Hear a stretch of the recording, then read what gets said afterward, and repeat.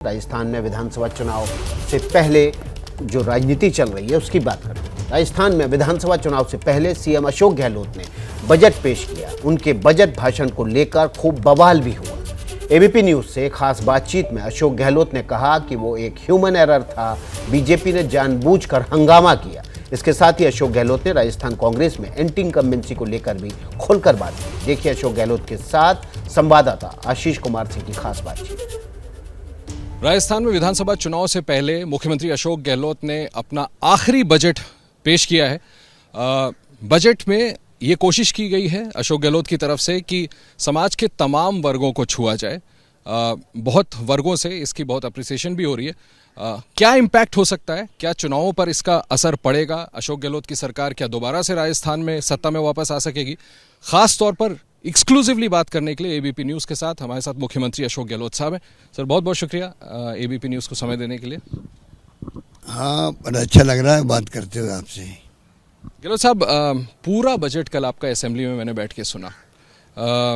आपने स्वास्थ्य को लेकर के जो आपकी चिरंजीवी योजना चल रही है, चाहे पेंशन स्कीम को बढ़ाने का, मेरे ऑब्जर्वेशन में मुझे लगा कि आपने, जैसा मैंने पहले जिक्र किया, कि समाज के सभी लोगों को टच करने की कोशिश की है। क्या ये इलेक्शन बजट था आपका? देखिए, लास्ट बजट जब होता है तो लोग ऐसा मानते हुए कि चुनाव आ रहा है इसलिए स्कीम लाए होंगे, परंतु हमने हर बजट के अंदर नवाचार किया है। इसलिए इस बार ऐसी भावना कम होगी, क्योंकि पिछला बजट भी शानदार था हमारा। हमने पिछले बजट की स्कीमों को और मजबूत किया है। इस प्रकार से मैंने काम किया। इसलिए मेरा मानना है कि लोग इस बार इस बात को ये नहीं मानेंगे खाली चुनाव के लिए, चुनाव जीतने के लिए ये सब कुछ किया गया, ऐसा लोग मानेंगे नहीं। इस बार मैं मानता हूँ। आपको लगता है, सर आप कह रहे हैं कि ऐसा लोग नहीं सोचेंगे कि चुनाव जीतने के लिए किया गया, फिर भी आपको लगता है कि जैसे ऐलान आपने इस बार बजट में किए हैं, इससे राजस्थान की जनता का आशीर्वाद एक बार फिर से आपको इस बार मिल सकेगा? क्योंकि राजस्थान का ट्रेंड तो रहा है सर कि हर 5 साल में सरकार यहाँ बदलती रहती है। देखिए, मैं काफ़ी लंबे अरसे से कह रहा हूँ, 4 साल के बाद में भी साधारणतया सरकार के विरोध में लहर चलती है। इस बार आप कहीं जाएंगे राजस्थान के अंदर तो आप पाएंगे कि सरकार की जो उपलब्धियां हैं, जो स्कीम्स हैं, उसको लेके लोग अप्रिशिएट करते हैं। इसलिए जब सरकार के विरोध में लहर नहीं है तो मेरा मानना है, मुझे पता नहीं क्यों इस बार लगता है कि जनता समझ गई है कि मुझे जब जब चांस मिला है, चाहे हम लोग कामयाब नहीं हुए होंगे पहले के कारण कह ही रहे थे, मोदी वेव चल गई, आंधी चल गई तो शीला दीक्षित चुनाव हार गई थी। मध्य प्रदेश, छत्तीसगढ़ हम जीत रहे थे, वहाँ नहीं जीत पाए, और यहाँ हम जीते हुए थे, चुनाव हार गए। तो ऐसी घटनाएं होती है।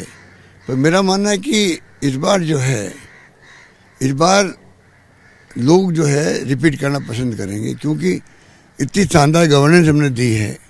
कुछ कमियां भी रही होगी, मुझे मालूम है क्या क्या कमियां हैं, लोगों को फीडबैक मिलता रहता है, उसको हम दूर करेंगे। पर मेरा मानना है कि जो स्कीम लेके हम आए हैं, शायद ऐसा देश में नहीं, जैसे चिरंजीवी योजना हमारी है हेल्थ की, दुनिया के किसी मुल्क में शायद नहीं होगी। 10 लाख को आपने बढ़ा के 25 लाख कर दिया। अमेरिका जैसे मुल्क के अंदर भी ओबामा केयर शुरू हुआ था हेल्थ के लिए, वो भी कामयाब नहीं हो पाया। हमने 10 लाख पहले किया, जबकि आयुष्मान भारत भी 5 लाख का और सीमित लोगों के लिए। हमने पूरे प्रदेशवासियों के लिए किया हुआ है, चाहे अमीर हो, चाहे मिडिल क्लास का हो, चाहे कोई गरीब आदमी हो, सबके लिए योजना हमारी है। तो आप सोच सकते हो, पूरे प्रदेशवासियों के लिए योजना बनाने वाला, यूनिवर्सल हेल्थ सर्विस देने वाला राजस्थान एकमात्र राज्य देश के अंदर है। बाकी जगह मैक्सिमम कहीं पर है तो 44% कवरेज गुजरात की है, बाकी कहीं 22%, कहीं 25%, 30% है। हमने 90% पहुँच गए हैं। आगे लगातार लोग जुड़ते जा रहे हैं। तो हमारी योजना बहुत ही शानदार है।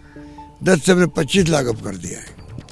गहलोत साहब, मैं देख रहा था बड़े जो अनाउंसमेंट्स थे आपके, जो आपने बजट में किए, कोविड में जितने लोग मरे अनफॉर्चुनेटली, उनके बच्चों को, उनके ऑर्फन्स को सरकारी नौकरी देना, एलपीजी की सीमा आपने पैसों की 500 रुपये तय कर दी, बिजली यूनिट 50 से 100 यूनिट, किसानों को आपने बड़ी राहत दी है, पेंशन आपने बढ़ा दिया 1000 रुपये, 2000 यूनिट तक किसानों की जो मैं बात कर रहा हूँ। बीजेपी ये कह रही है कि इसके लिए फंड कहाँ से आएगा? देखिए, पिछली बार नहीं, हर बार शानदार बजट पेश होता है। हर बार वो हाउस में बोलते हैं नेता प्रतिपक्ष, जो अभी आप कह रहे हो, बजट पेश कर दिया, पैसा कहाँ से आएगा। और आपको जानकर आश्चर्य होगा, हमारे यहाँ जो पिछला बजट में 90% पार कर गए हम लोग, हर एमएलए खुश हैं, चाहे पक्ष का हो चाहे विपक्ष का हो, कि बजट प्रस्तुत नहीं किया गया बल्कि बजट लागू भी हो गया हमारे क्षेत्रों के अंदर।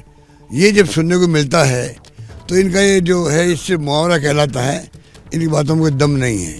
सोच समझ के बजट पेश किया हम लोगों ने। वो सब जो कुछ हमारी जो फैसले हैं वो सोशल सिक्योरिटी को आधार बना के किए जा रहे हैं, क्योंकि कोरोना के बाद में लोगों की कमर टूट चुकी है। महंगाई बहुत भयंकर मुद्दा है। प्रधानमंत्री तो राहुल गांधी पर निशाना साध रहे हैं, वो कह रहे हैं नकारात्मक राजनीति कर रहे हैं, उनके ऊपर सवाल खड़े कर रहे हैं। देखिए, प्रधानमंत्री जी जवाब दे नहीं पा रहे हैं। पार्लियामेंट या असेंबली के अंदर जब कोई मुख्यमंत्री प्रधानमंत्री खड़े होते हैं तो डायरेक्टली इनडायरेक्टली आप कम से कम जो मुद्दे उठाए गए हैं उनके जवाब तो दो। पूरे विपक्ष ने जो मुद्दे उठाए, खाली कांग्रेस की बात नहीं है, तमाम विपक्षी पार्टियों ने जो मुद्दे उठाए हैं, क्या प्रधानमंत्री जी को उन मुद्दों पर बात नहीं करनी चाहिए थी? बल्कि पहली बार मैं देख रहा हूं कि लोकसभा के स्पीकर या राज्यसभा के चेयरमैन, आप कैसे डिलीट कर सकते हो? मैं जहाँ तक समझता हूँ उनको हाउस में कहना चाहिए था ये हम सब डिलीट करेंगे। मुझे पता नहीं कहा या नहीं कहा, पर पता नहीं, बाद में सुना मैंने कि हाउस अर्जन होने के बाद में कई बातें डिलीट कर दी गई, जिसको लेके खड़गे साहब जो हमारे अध्यक्ष हैं उन्होंने भी प्रेस कॉन्फ्रेंस करनी पड़ी उनको। मुख्यमंत्री जी, क्या ये जो बजटरी प्रोविजंस है जिसका मैं जिक्र कर रहा था, आपने भी एक्सप्लेन किया फर्दर, आपको लगता है कि एंटी इनकम्बेंसी को इस बजट से आप बीट करने में कामयाब हो पाएंगे इस बार? जब मैं कह रहा हूँ एंटी इनकम्बेंसी है ही नहीं, प्रो इनकम्बेंसी है, अभी उनको और मजबूत करेंगे हम लोग। बड़ी बात बोल रहे हैं आप। आपको लगता है प्रो कम्बेंसी है? या अभी प्रो इनकम्बेंसी है, उसको आने वाले वक्त में और मजबूत करने का मैं प्रयास करूंगा। मैं तो प्रथम सेवक हूँ। जनता जानती है कि मेरे जिंदगी का उद्देश्य क्या है, जन जन की सेवा करना, गरीब की सेवा करना। बस आखिरी के 2 सवाल करना चाहता हूँ सर। कल जब मैं प्रेस गैलरी में बैठा था तो मैंने देखा कि आप बजट ऐलान कर रहे थे और सचिन पायलट साहब भी मेज़ थपथपा रहे थे। तो क्या ये मान के चला जाए कि राजस्थान में चुनाव अब अशोक गहलोत और सचिन पायलट मिलकर लड़ने वाले हैं? देखिए, वो तो सबको लड़ना ही पड़ेगा, सब मिलके लड़ेंगे। जनता भी अपेक्षा ये करती है, कार्यकर्ता भी करता है, और सबको मिलके ही चुनाव लड़े जाते हैं।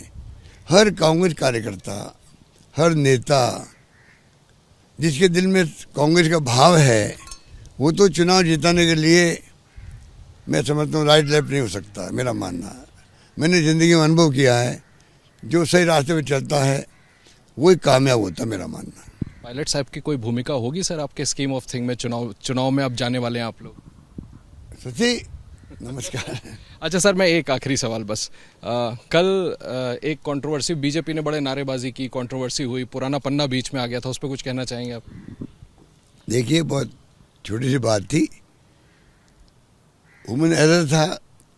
जो पेपर बजट का जो था उसके अंदर पेज नंबर 3 पर 2 पैरा मैंने पढ़ लिए, 2 पैरा आधे मिनट में पढ़े होंगे खाली, उसको लेके बवाल हो रहा है। 7-8 मिनट की बात नहीं है। पहला पेज, दूसरा पेज बिल्कुल ठीक था, तीसरा पेज जो था वो तीसरा पेज और इस बार का तीसरा पेज एक सा था। उसमें गलती से जो जिसने सब कुछ किया वो बनाने का, उसमें पेज एक कॉपी के अंदर वो आ गया था। उसके 2 पैरा मैंने सिर्फ पढ़े, मैं खुद भी भांप गया। आपने नोट किया होगा, मैंने खुद ने उसको पीछे आगे पे देखने लगा, इतने मुझे इतना मिल गई साहब ये पेज गलत आ गया। तो उसको ठीक करने के लिए ये बात थी, उसको बात का बतंगड़ बना दिया। अगर विपक्ष चाहता शांति से सुनता, मैंने सॉरी फील उसी वक्त कर दिया था। जैसे मैंने मेरी स्पीच रोकी और मैंने सॉरी फील कर दिया, उसको बाद में बिना मतलब आधा पौन घंटा खराब करने का तुक क्या था उनका। बहुत शुक्रिया मुख्यमंत्री जी हमसे बात करने के लिए। चीफ मिनिस्टर अशोक गहलोत साहब, जिनका कहना है बड़ी बात कि जो बजटरी प्रोविजंस हैं, इरादा यही था कि जो 5 मुख्य बिंदु थे भारत जोड़ो यात्रा को, उनको एड्रेस किया जाए, समाज के सभी वर्गों को छुआ जाए। ऐसा मानना है मुख्यमंत्री का। इस बार राज्य में एंटी इनकम्बेंसी नहीं है और जनता का आशीर्वाद एक बार फिर से अशोक गहलोत सरकार को जरूर मिल सकेगा। कैमरामैन मोहित के साथ आशीष कुमार सिंह, एबीपी न्यूज़, जयपुर।